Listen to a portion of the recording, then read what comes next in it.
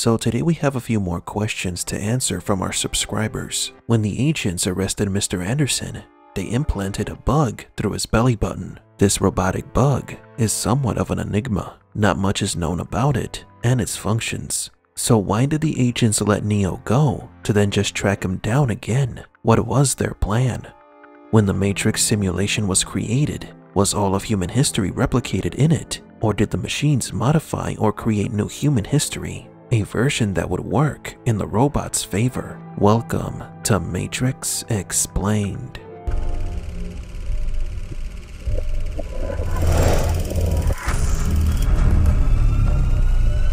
Welcome to the desert of the real.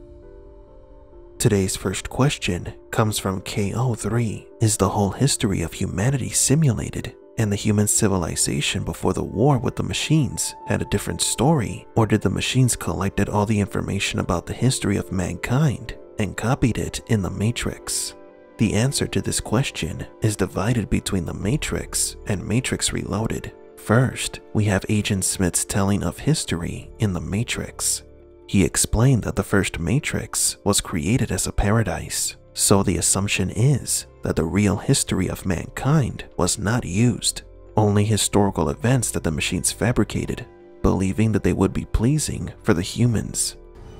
Did you know that the first Matrix was designed to be a perfect human world where none suffered, where everyone would be happy? The architect mentions the same thing when he meets Neo. The first Matrix I designed was quite naturally perfect. It was a work of art, flawless, sublime, a triumph equaled only by its monumental failure. The second simulation that was created was the Nightmare Matrix. This simulation did have accurate historical events, but only the worst ones. For example, wars and famine. Thus I redesigned it, based on your history, to more accurately reflect the varying grotesqueries of your nature. When the architect described this simulation, on the monitor surrounding the room, you see the images of conflict, destruction, suffering, and faces of dictators. Afterward comes the first official Matrix in which humans can make choices. As I was saying, she stumbled upon a solution whereby nearly 99% of all test subjects accepted the program as long as they were given a choice, even if they were only aware of the choice at a near unconscious level. While this answer functioned, it was obviously fundamentally flawed. This simulation, according to Agent Smith, was created during the peak of human civilization. Which is why the Matrix was redesigned to this, the peak of your civilization. If you pay attention to what Smith says, this simulation was created with the information from the time right before the invention of the first true AI. Possibly all or most of the events within the world of the simulation come from historical records and memories of the humans who lived during that time. History books, documentaries, religious texts, as well as other archaeological elements might have been used to create this version of the Matrix. Though some aspects of the simulation could be different from what is historically documented, some may have been created randomly. Take for example the comic Miller's Tale. This comic tells the story of a group of red pills who ate bread in the real world. To them, the taste of the real bread was much different and better from what it tasted like in the Matrix. So the machines replicated a nearly perfect world. They could not accurately replicate everything.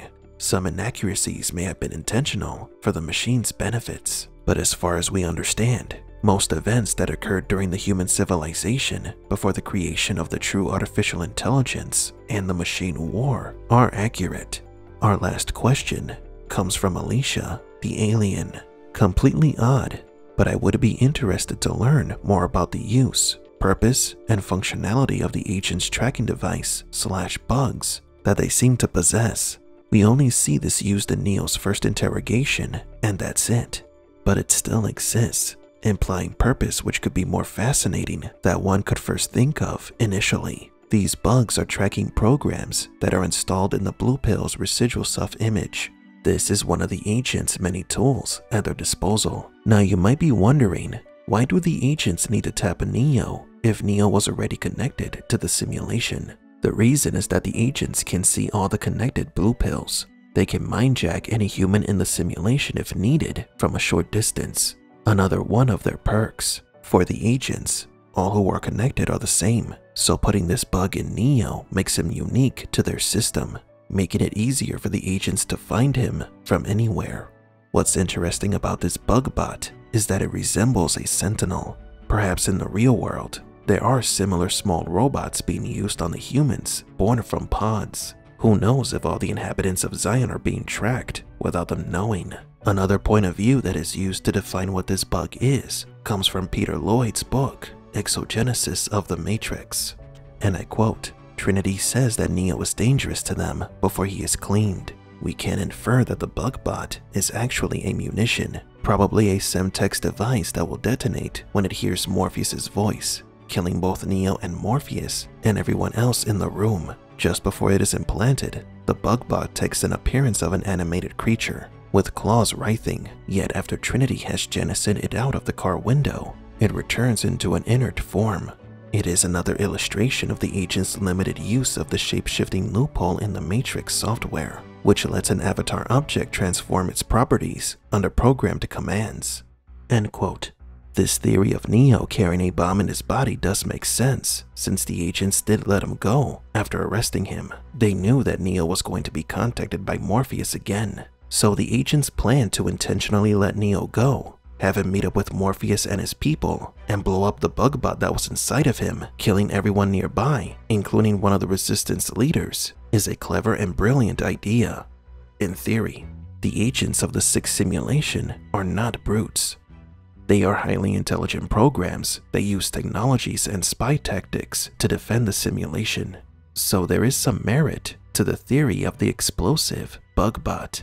Leave in the comments below what other questions you would like us to answer.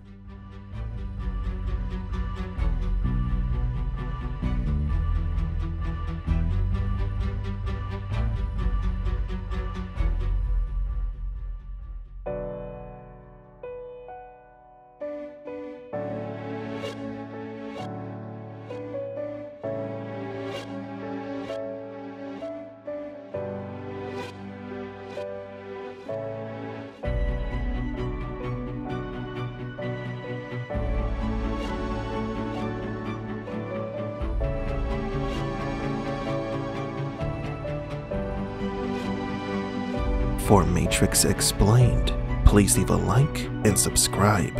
And thank you for visiting the Desert of the Real.